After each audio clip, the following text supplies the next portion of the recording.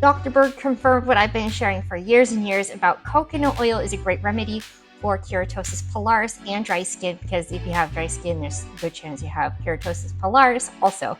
What the article doesn't show is how to use coconut oil for the best benefits.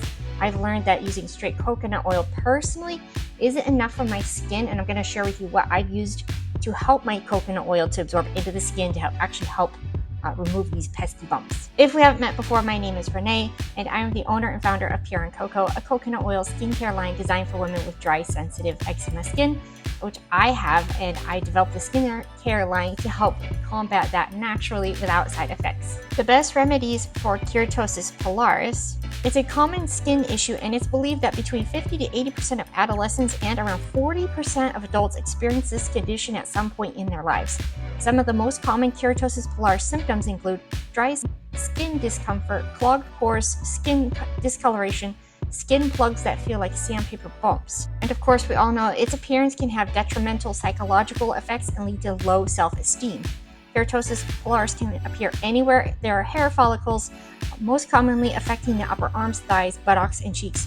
Though they're usually found on the upper arms and legs, keratosis can also spread to the forearms and down the legs. There are 6 factors associated with keratosis pilaris. Vitamin A deficiency. Vitamin A is associated with an increased risk of various skin conditions, including acne, eczema, and keratosis pilaris. According to a study published in the American Journal of Pathology, an acquired increase in the incidence of keratosis pilaris-like lesions is observed in obesity, diabetes, pregnancy, menopause, and malnutrition, particularly in association with vitamin A deficiency. Other factors could be hormonal imbalances, poor metabolic health, weather changes. Keratosis pilaris typically worsens during the winter when the air is dry and improves in the summer. Research published by British Journal of Dermatology showed that 47% of participants with keratosis pilaris experienced heightened symptoms in the winter. 49% of cases improved during the summer when the air contained higher humidity. I thought it was really interesting too is when it gets in the fall and the winter months, the air changes, it's more cold, there's less humidity, the skin is stripped of moisture around heaters a lot, so that's stripping the moisture from our skin, and then we go outside and then the air is stripping our skin of any moisture that has there, so that's just exacerbating any existing dry skin symptoms, especially if you have eczema like I do. On the backs of my hands, I've learned how to control it. But 2 factors it says is genetic predisposition, which it could be inherited by a family member, and also age. Before you shower, brush your skin with a soft bristled brush, emphasis on soft bristled, and light sweeping motions, then shower and hydrate the skin with a natural oil. Exfoliating with sea salt can help slough off dead skin and retain moisture in the skin barrier. And one study published in Skin Research and Technology showed that the sea salt helped improve skin dryness in as little as 2 weeks of regular application. There is a caveat to this. If you have dry eczema skin, I would not use sea salt personally, because that's the skin type that I have. And if your eczema is flared up and cracking, salt's gonna burn really bad. So whatever I use and started making is a coconut oil sugar scrub. So that way it's pre-made, you don't have to sit there and mess with it and try to figure out concoctions and right formulas and amounts to use. But with sugar, it gently lifts the dull, dry skin and also helps to remove those bumps of keratin that build up. And then it also moisturizes with the organic coconut oil at the same time. So that way it's a 2-for-1. It's exfoliating and it's removing that dry skin, but it's moisturizing.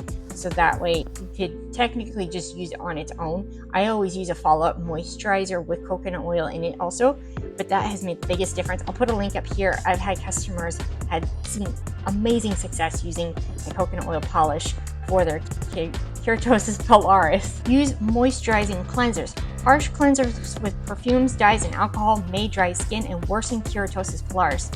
Opt for soaps or cleansers with natural oils like olive oil, aloe vera, or jojoba oil. Natural soaps gently cleanse and remove dead skin cells while supporting the skin's hydration and barrier function. I always recommend, especially in the fall and the winter months, because this is what I used to, use a Castile soap. You can get some without any fragrance in there if you're really sensitive, not fragrance, scent in it. Some of them have essential oils in them, or you can just get one that doesn't have any scent in it, and then you can add your own essential oils to give it a scent if you want to do that route. But I use Castile soap for hand washing. I use it for showering with, because like it just said, it has oils in the soap. It's going to help moisturize your skin and cleanse your skin, all without stripping your skin of the oil in it. So that way you're not stripping your skin dry and it's feeling tight and itchy and irritated after showering.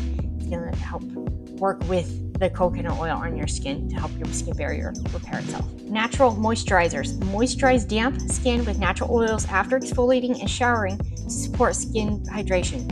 Avocado oil is a natural moisturizer rich in vitamin A that promotes optimal skin barrier function. Coconut oil is also widely used to help nourish and cleanse dry skin, and is a natural source of skin-supporting antioxidants.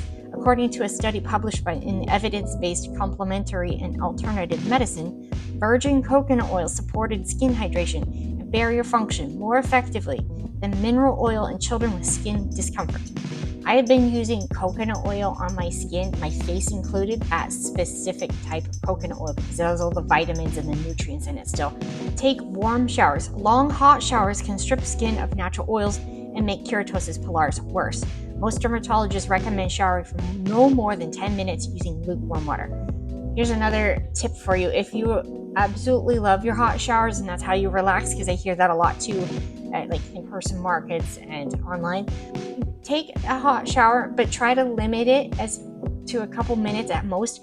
Then turn the temperature down so it's lukewarm, and make sure you're using a moisturizer afterwards, like the organic coconut oil, or I use the polish in the shower, and then I follow up with this cream which has the organic coconut oil in it, but it also has mango butter in it, which also has plethora of skin nourishing and loving vitamins for your skin.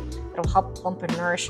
It'll help lock in the moisture and keep it on your skin all day. It doesn't just like evaporate halfway through the day and you're having to reapply your moisturizer that stays on all day long. Use a humidifier. Keratosis pilaris can worsen in the winter and dry climates. Humidifiers add moisture to the air, which helps hydrate the skin and minimize flare-ups.